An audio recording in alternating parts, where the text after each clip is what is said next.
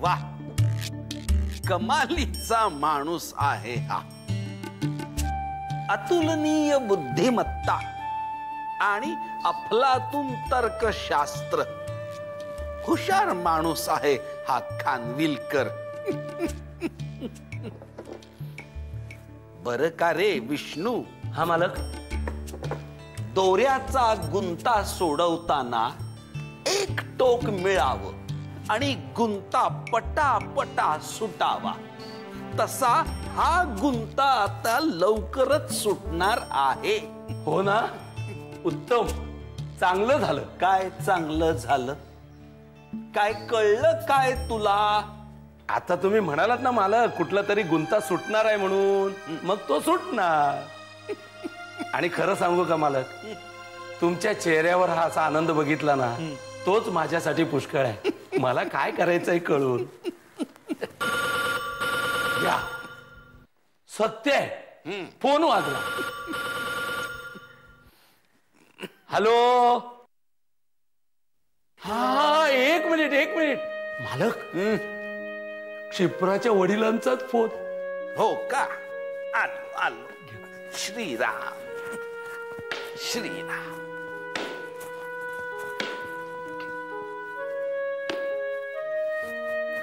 Hello. हा, दीनानाथ शास्त्री बोलतायत ना? हो. मी क्षितिज खानविलकर. 100 वर्ष आयुष्य आहे तुम्हाला खानविलकर साहेब. आत्ताच तुम्ही सांगितलेल्या तर्कशास्त्रावरून गीता स्वतंत्रपणे वाचत होतो आणि पुन्हा एकदा गीता चाळत असताना असाही परवलीचा शब्द असू शकतो हे लक्षात आलं. खरं सांगू का, तुमच्यासारख्या माणसांना देवाने जन्माला घालतानाच शतायुषी हो असा आशीर्वाद देऊनच जन्माला घालायला हवं. अहो, काय करायचं इतकं आयुष्य? मी आपला रोजचा दिवस नवीन काहीतरी घेऊन येईल असं समजून उठतो. आणि त्याने नवीन काही दिलं नाही तर आपण जगाला काहीतरी नवं देऊ असं समजून जगत असतो. आणि आयुष्याची वर्ष वाढवता आली असती तर मी क्षिप्रासाठी मागितली असती. खरंय तुमचं खानविलकर साहेब. क्षिप्रा वाड्यातल्या भुयाराचा हिरिरीने अभ्यास करत होती. काही गोष्टींचा शोध घेत होती. आदिनाथही प्रयत्न करत होता, पण त्यात सातत्य नव्हतं.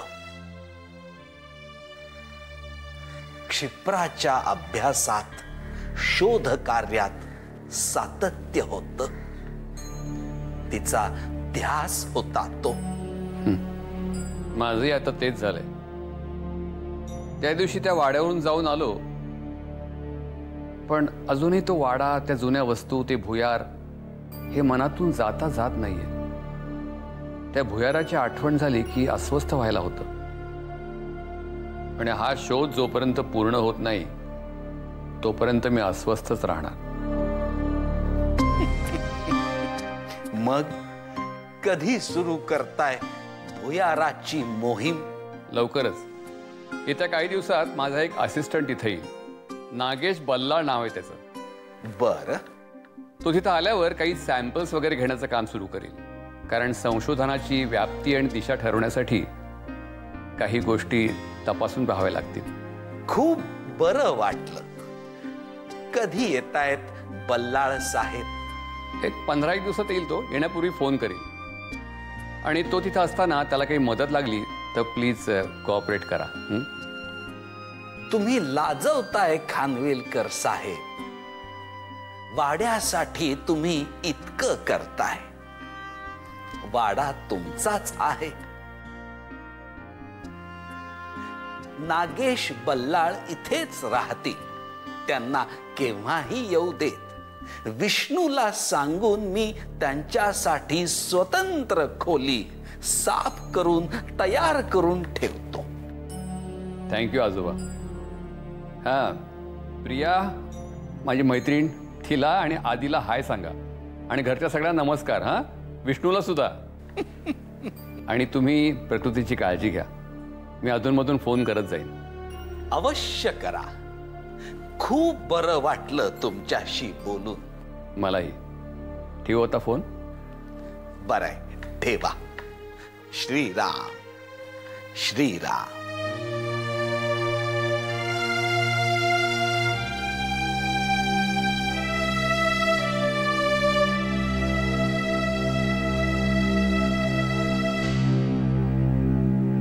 पण हे सगळं सुलेखा का करते? तिचा शास्त्री कुटुंबावर इतका राग का? तिचं आणि दादाचं लग्न होऊ शकलं नाही म्हणून. इतकं छोटं कारण? हे छोटं कारण वाटतंय तुम्हाला? कारण माझ्या दृष्टीने हे कारणच नाहीये. हे एक निमित्त आहे. कसलं निमित्त? जगात लग्न अनेकांची मोडतात. ते चिडतात, शिव्या शाप देतात, पण कोणी इतकं वाईटावर नाही उठत.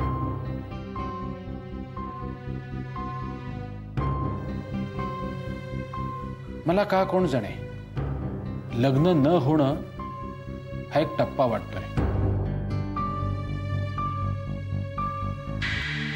खरं कारण त्यापेक्षाही मोठं असलं पाहिजे. असं काहीतरी असेल की लग्न झालं नाही म्हणून तिचा हेतू साध्य होऊ शकला नाही.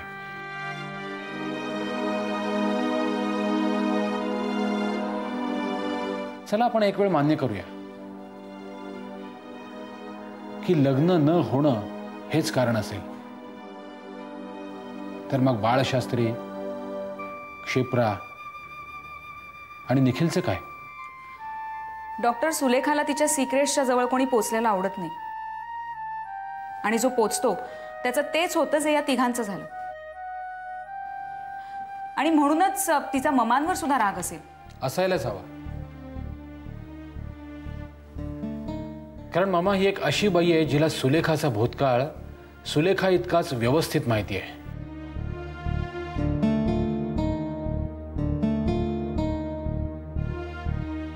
मग तुम्हाला तिच्या या वागण्यामागचं कारण काय वाटतं?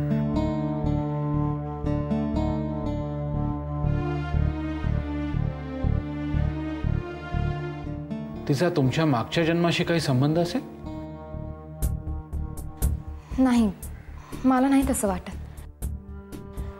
कारण आम्ही वाड्यावर सोहळ्यासाठी गेलो होतो तेव्हा मला या जन्मातल्या माणसांच्या जागी गेल्या जन्मातलं कोणी ना कोणीतरी दिसलं होतं. सुलेखा सुद्धा तिथे होती, पण तिच्या जागी मला कोणीच दिसलं नाही. शुभ्रा, तुम्हाला तुमचा मागचा जन्म आठवतोय? तुम्हाला सुलेखा कधी दिसली होती?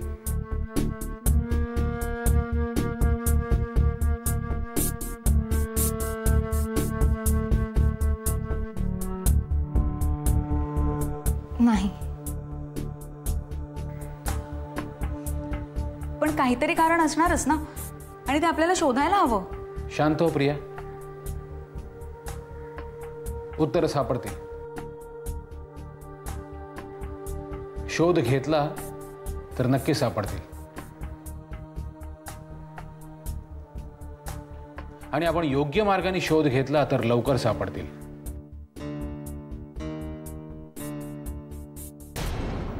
सगळे धागेदोरे हाती यायला लागले की उत्तर सापडतील. हो, पण प्रिया तू डोकं शांत ठेव. सगळ्यांसाठी एक महत्त्वाची सूचना.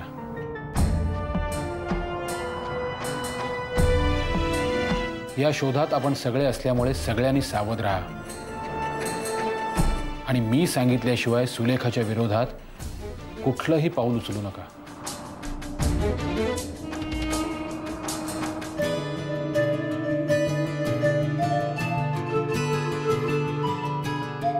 हे प्रकरण खूप गुंतागुंतीचं आणि धोकादायक आहे.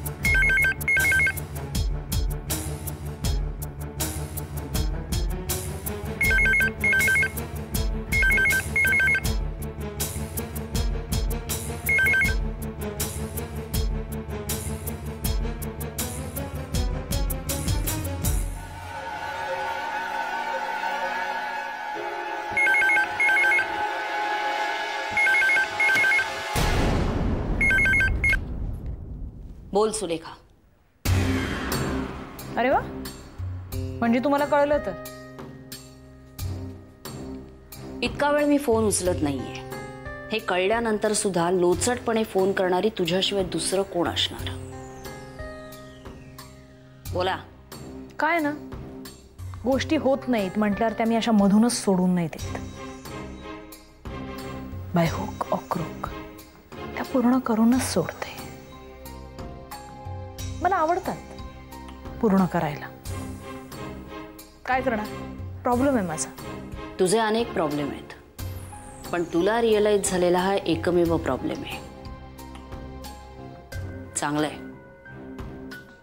मग काय करतेस तू?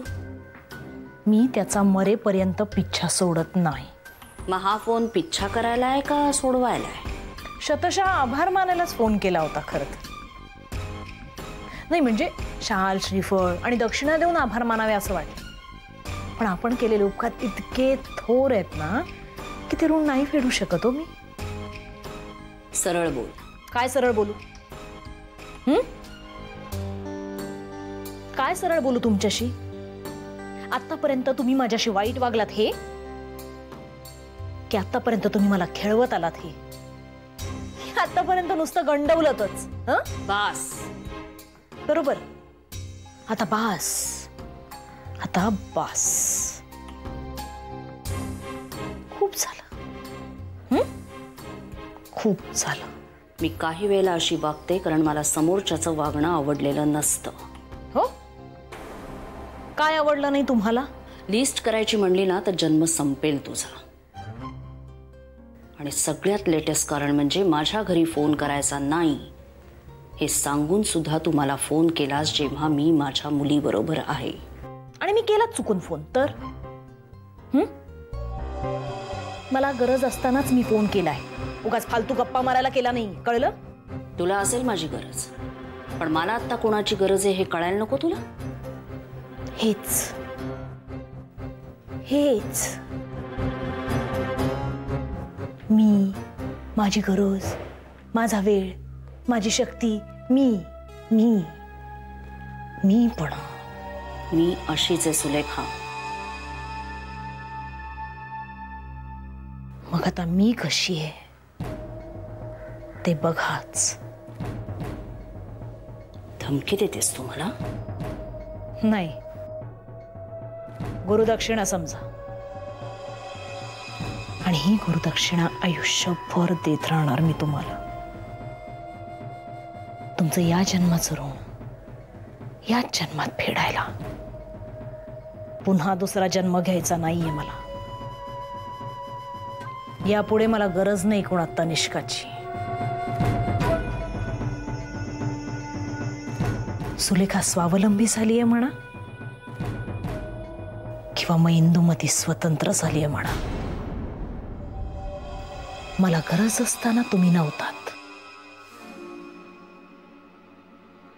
आता तुम्हाला गरज लागेल असं काहीतरी होईल. So just wait and watch.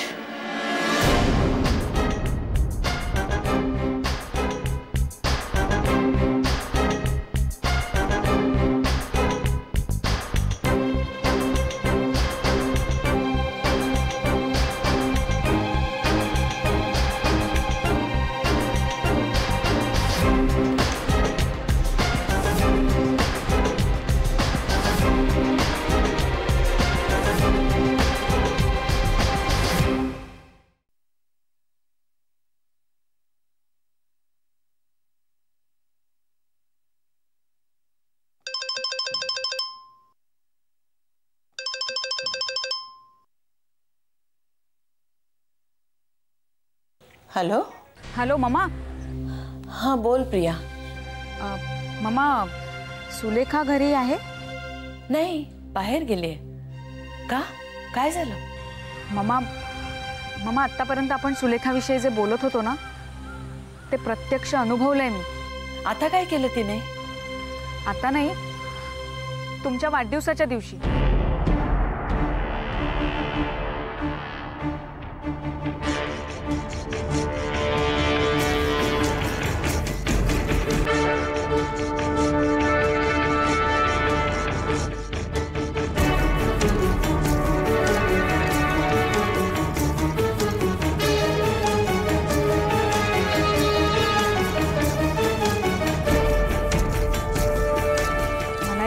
विचार असणार तिचा मम्मा. केवळ माझं नशीब चांगलं म्हणून वाचले. काय करायचं या मुलीचं? प्रिया, तू ना सरळ पोलिसात जा. मी साक्ष देईन तुझ्या बाजूने. मम्मा, पोलिसात जाऊन काही उपयोग आहे का?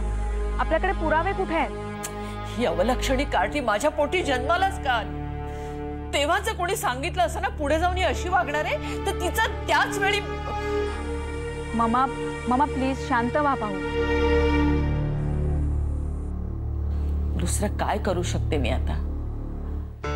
पण प्रिया, तू स्वतःला जप. हं, तू एकदा तिच्या हातून सुटलीस ना, म्हणजे फार दुखावलंयस तू तिला. काय करेल तुझं ती काय सांगता येत नाही. मम्मा, फक्त मीच नाही, ज्यांना ज्यांना तिच्याविषयी, तिच्यातल्या वाईट शक्तीविषयी खात्री आहे ना, त्या प्रत्येकालाच आता जपून राहायला हवंय. आणि विशेषतः तुम्हाला, कारण तुम्ही तिथेच राहता. माझी काळजी तू करू नकोस प्रिया. मी काय ग, मी एक निरुपद्रवी प्राणी आहे तिच्यासाठी. मला घाबरवणं, धमकावणं हा तिचा फावल्या वेळातला उद्योग आहे. त्यातून आसुरी आनंद मिळतो तिला. मिळू दे. पण प्रिया, तुझं तसं नाहीये. तुला सगळं कळलंय हे जर तिला कळलं ना, तर ती कुठच्या थराला जाऊन काय करेल काही सांगता येत नाही. मम्मा, पण आता मी एकटी नाहीये.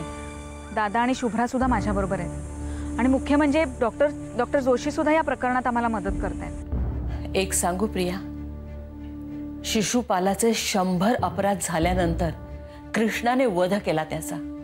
पण इथे हे जे काय चाललंय देवाला दिसतच नाही का? दिसत असेल मम्मा, पण अजून 100 अपराध झाले नसतील. खरं सांगू का, तिचा प्रत्येक गुन्हा 100 नाही 1000 अपराधां एवढा आहे. पण हे सगळं पाहायला देवाने मला का जिवंत ठेवलं इथे कळत नाही. मम्मा प्लीज असं नका म्हणू. आज घेऊ दे तिला. तिच्या लहानपणी जे मी करायला हवं होतं ना, ते मी आज करणार आहे. मम्मा रागाच्या भरात काहीही करू नका प्लीज. तिला या गोष्टींचा अंदाज नाहीये ते बरंच आहे. तुम्ही उलटसुलट काही बोललात आणि तिने ते मनावर घेतलं तर? तुमची काळजी वाटते मम्मा. आपण काळजी करत राहिलो आणि ती आपल्याला त्रास देत राहिली. आता काळजी करायचे तिचे दिवस येणार आहेत. कळलं ना प्रिया? ज्या आईने तिच्या चांगल्या भविष्याचे स्वप्न पाहिली होती, तिचे शाप भोवणार आहेत तिला आता. मम्मा शांत व्हा. स्वतःची काळजी घ्या आणि कसलीही शंका आली ना तर मला लगेच कळवा. मला मन मोकळं करावं असं वाटलं म्हणून हे सगळं बोलले तुमच्याकडे. ठीक आहे, तू काळजी घे.